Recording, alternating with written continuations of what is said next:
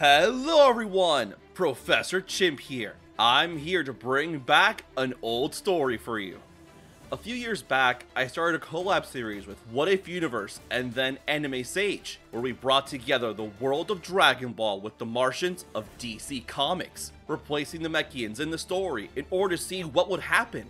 However, there were some complications that came up during this series, mainly with my busy schedule and other things that I won't go into too much. Long story short, both Anime Sage and What If Universe are stepping away from What If style content.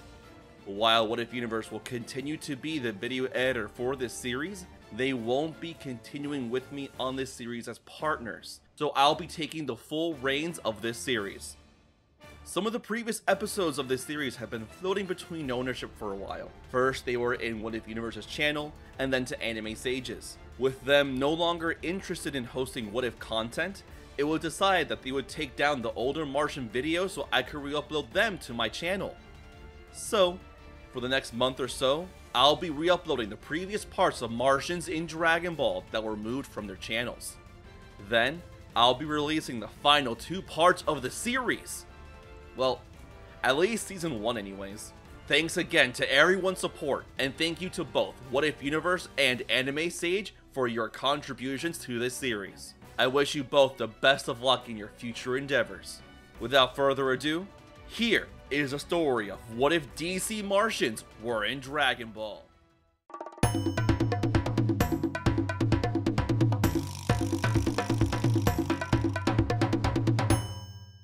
Throughout the grand tapestry of existence, there is nothing more powerful than stories. It is through stories that we can share grand tales of wonder, epics full of excitement, records of love, and hope overcoming despair. However, there are some stories that stand out more than others. Here's a story you might have heard of before. A young boy is sent hurtling through space by his parents in order to escape his doomed planet. He crash lands on a small, blue planet known as Earth, and his arrival ignites a new age of heroes. This is a powerful story, one that has brought hope to countless lives. However, it is also a very malleable story. It's one that is so powerful, the players can easily change and alter the journey, leaving it nearly unrecognizable. Yet, the story remains the same. In one reality, it is the story of a Kryptonian known as Clark Kent. In another reality, it is the story of a Saiyan known as Son Goku. Interestingly enough, in both of these stories, there are 2 others who share rather similar origins. John Johns, the last Martian, also known as the Martian Manhunter, and Kami, a Namekian survivor and the former guardian of Earth. Both of these beings escaped their dying planet and arrived on Earth, choosing to become defenders of the respective new homes. What would happen if these 2 distinct yet similar characters went through different circumstances? What if the home worlds of the Namekians and the Martians switched places? Join us as we explore this brand new What If universe. What if the Martians were in Dragon Ball? Long ago, there was a race of aliens known as Martians who lived on a vast, crimson planet known as Mars. The Martians were split up into various factions and variants. Some were yellow and humanoid, while others were gray with tentacle appendages. There were even some with freakishly long, hairy arms.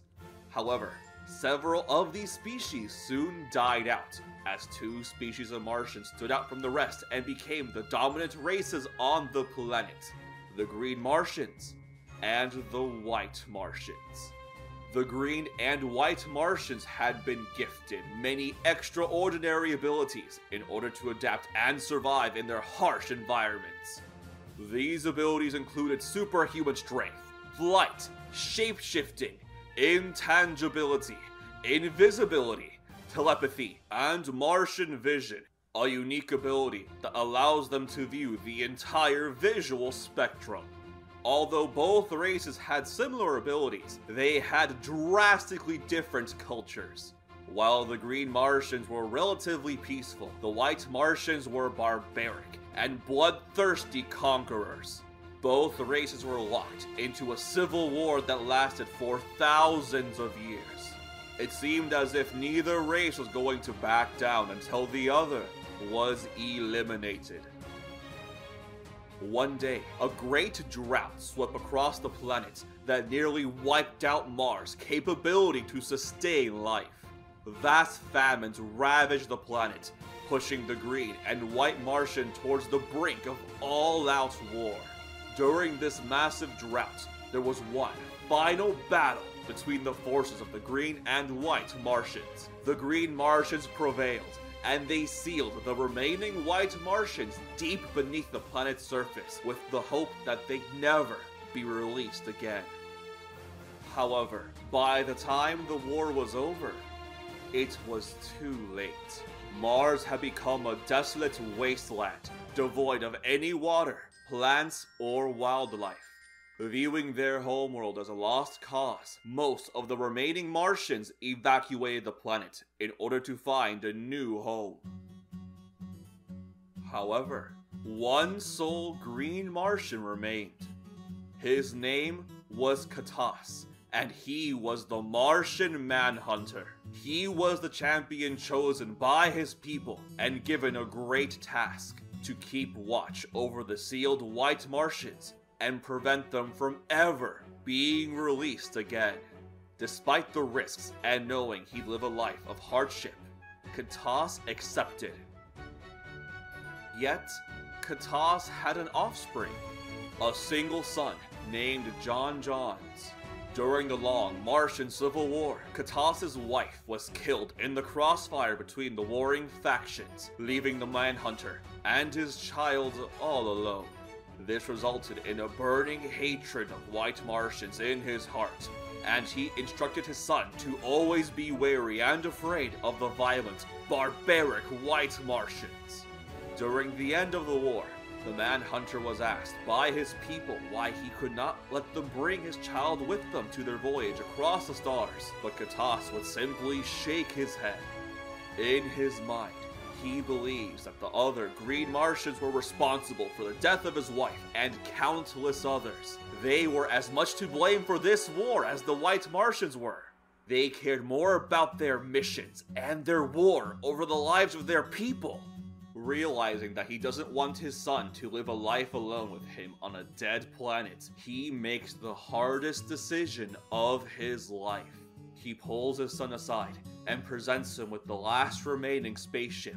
He tells John that he cannot stay here with him anymore. There is a nearby blue planet full of life where he can spend his life living in peace. John protests at first. He refuses to leave his dad behind. Why can't he come with him? But Katas can't leave. He's duty-bound to guard the seal of the White Martians. John cries, "He'll just stay with him here!" Again, Katas shakes his head. Just because he is bound by his duty to stay on Mars, that doesn't mean John should. He needs to go somewhere that is full of light, abundant with water, trees, animals, and people. As John cries out in sadness, Katas hugs him tight. He tells him to leave and find new friends, people he can depend on, ones who will cherish him, fight for him, and cry with him. Should he ever miss him, he need only look up into the stars and find the red planet they once loved so much. At the end of this tearful farewell, John boards his ship as Katas sends his son blasting off to Earth. After a short trip through space, John crash lands near a city where he soon blends in with the local inhabitants thanks to his shape-shifting abilities. He creates a human alter ego named John Jones, basing his appearance on an old man he saw when he first arrived on the planet. While trying to learn everything he can about this new world and its society, he also learns about the rampant crimes and injustices that plague it. Deciding to use his abilities to his advantage, he becomes a private eye detective in order to gain some steady money, while also solving crimes and helping the people around him. John grew to love the people in West City and the beautiful nature of this world. However, he would always think back to his father and the cold emptiness he must be feeling on Mars. It made him feel guilty that he was enjoying his new life while his father was left alone in the dark, lifeless sand.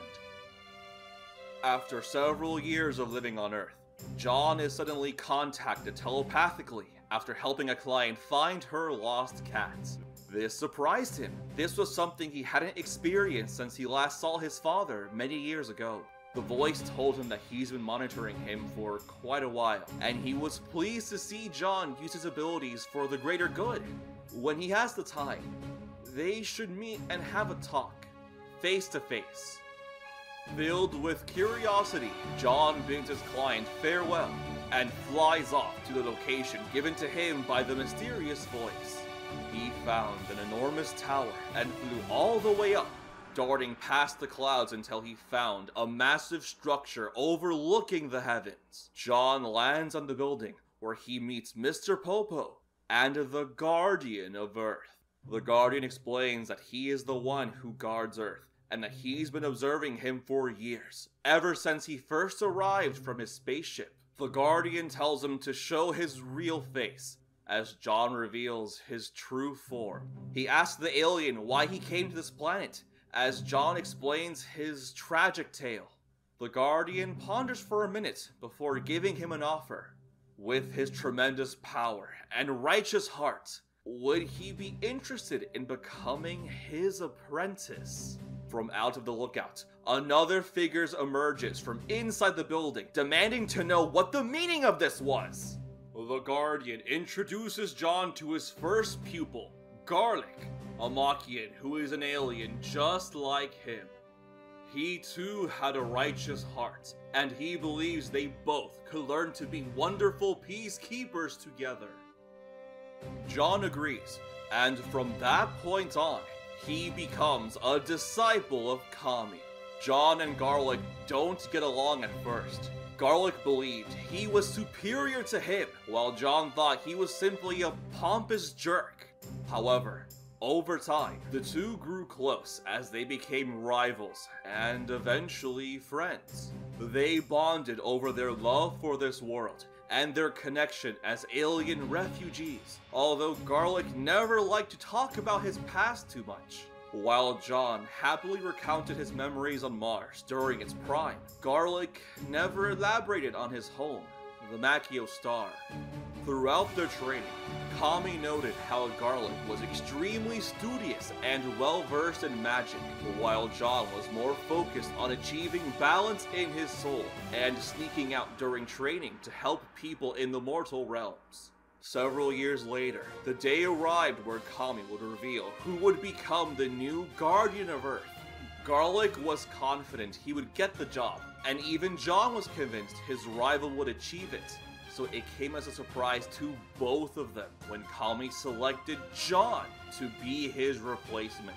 Garlic tries to plead his case to be Guardian to Mr. Popo and his master, but he is told that their decision is final.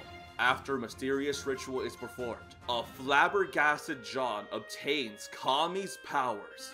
Kami vanishes, and John, who is the new Kami, exclaims he has no idea why he was chosen either. He doesn't understand why he has the role now, but he knows he can't do it alone. John turns to his rival and friend, asking him if he can help him out so they can protect the Earth together. Garlic agrees, but as John turns to talk to Mr. Popo, the Namekian smiles devilishly.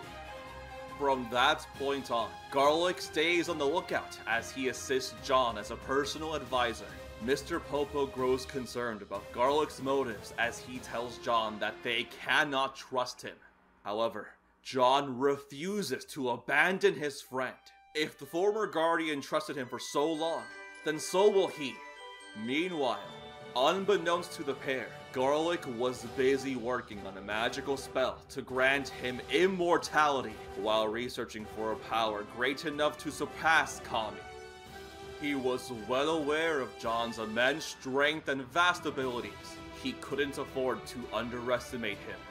After several years, Garlic uncovers a forbidden spell to reincarnate himself as a child if he were ever to die, with the caveat that it would only activate after several centuries pass. A dark magic once used eons ago by a malevolent wizard known as Bibbidi to reincarnate after his death. However, his greatest accomplishment soon came when Garlic sacrificed his very soul to create a perpetual void of darkness and nothingness, the Dead Zone. With this ultimate spell as his trump card, Garlic was confident that he could now defeat John and take his title as Guardian. Garlic gathers a force of like-minded demons with grudges against the heavenly deities to invade the lookout. One day, while John was focusing his attention to the mortal realm as Popo was watering the flowers, a portal reeking of evil appeared from out of nowhere. Swarms of demons emerged from it as John told Popo to prepare himself. The Guardian and his attendant fought off the demons valiantly. Although Popo was one of the most powerful martial artists on the planet, he was nothing compared to John. The alien was able to effortlessly sweep the Legion, decimating waves after waves with his super strength, lightning-fast speed, and heat vision. John even shapeshifted into an enormous dragon that burned many of the invaders with his fiery breath. John yells at Popo to find Garlic and bring him out of the lookout, but Popo says he hadn't seen him all day. At first, John believes the demons had something to do with Garlic's disappearance. Did they kidnap him? However, this changes once a hooded figure emerges from the portal as the rest of the demons bow. You must be the leader of these Hellspawn. Tell me, what have you done to Garlic? Oh, I'm touched you care so much about me. Worry not, my dear friend. I'm here, safe and sound. In fact, I'm here for your title, Guardian. What? Garlic's evil ambition soon became apparent to John as the demon revealed everything. His jealousy, his plans for revenge, and his descent into dark magic. All of it so that he may overthrow his dear friend and become the one true god of this world. John was utterly shocked and hurt beyond words. Garlic was his one true friend, and here he was now, betraying him, breaking his heart. John stares down Garlic, proclaiming that he will never give him the title of Guardian, and if he wants it, he'll have to kill him for it. Garlic retorts that can be easily arranged as he orders his minions to attack. Garlic forcefully tries to take the throne. However, John, only using a fraction of his power, easily knocks them all out. Garlic grins. He knew it wouldn't be this easy. He performs a black ritual to steal the life force of his demonic army and transfer them all into himself, bulking up into a monstrous, super-powered state. John grits his teeth, yelling at Garlic that he really has gone mad. The two former rivals clash as John realizes that Garlic is leagues more powerful than he was before. For the first time in his life, John was being beaten brutally in a fight. In his mind, however, John was still holding back. He could shut down Garlic's mind, phase his fist through his chest, or throw him into the sun. But he couldn't. He just couldn't bring himself to hurt his best friend. Super Garlic grabs John's head and smashes it down, breaking through the floor of the lookout and sending them deeper into the building until they arrive at a dark cemetery. The pair knew where they were.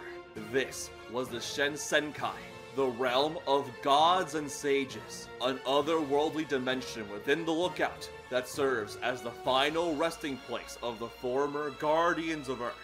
As John and Garlic continue to fight, they are suddenly attacked by the spirits of the previous Guardians.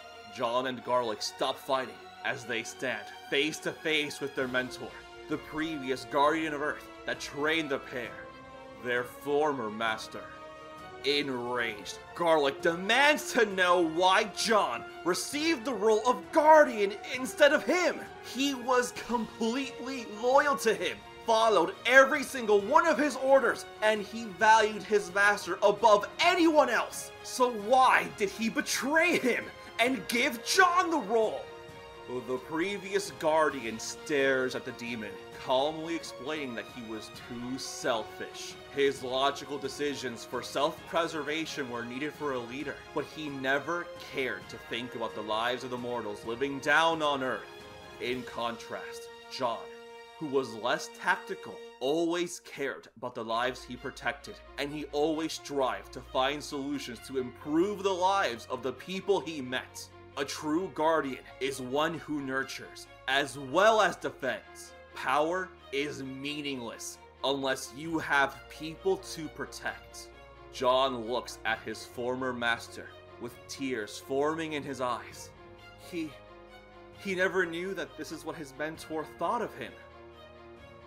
However, this moment is interrupted by a rampaging Garlic. Seething with anger, Garlic declares that he, John, and the rest of this accursed realm can disappear into darkness. As a last resort, Garlic opens the dead zone.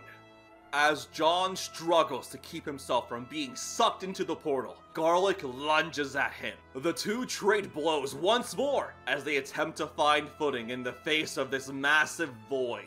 Just when it looks like John is about to be sucked into the portal, several beams of light are fired into it. John and Garlic turn around to face the graves of the former Guardians. Their spirits were using their magic to seal the dead zone. Garlic's eyes widen, yelling wildly that they can't do this. The dead zone would grant him his ultimate victory. John becomes intangible, freeing himself from Garlic's grasp as he punches him across the jaw. Garlic is sent flying backwards as he grabs onto a gravestone in a feeble attempt to save his life. John realizes what's about to happen as he attempts to approach Garlic, begging him to take his hand. Garlic merely looks at John, and he chuckles. Oh, John, you always were a bleeding heart, aren't you?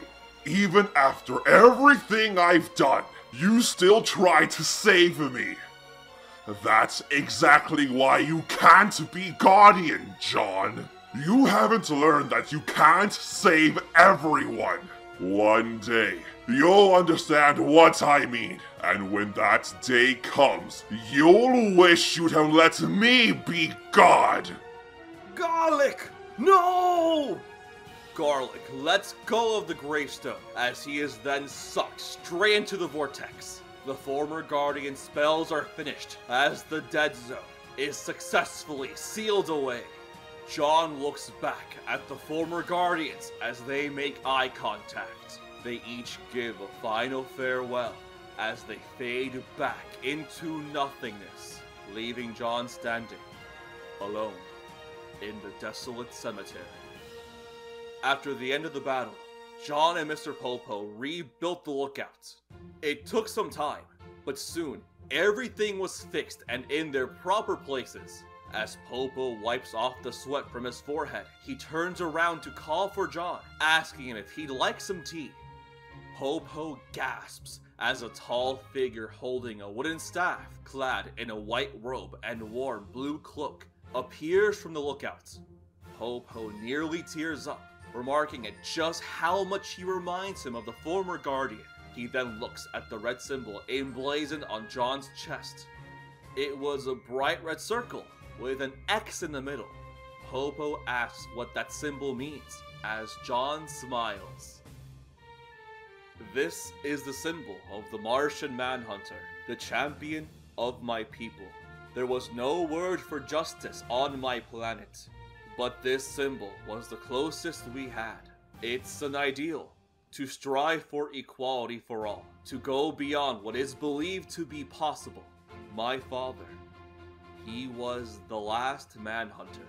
He was given an unbearable task and abandoned by his people, destined to watch over a wasteland for all eternity. He sent me here, to Earth, in order to give me a chance for a better life. I wish to honor him and the ideals he instilled in me. Wherever I go, my father and the ideals of the Martian Manhunter will follow me too. Now, come, my dear friend, let us guard this planet once more. Oh, and Mr. Popo, don't call me John anymore. Call me Kami.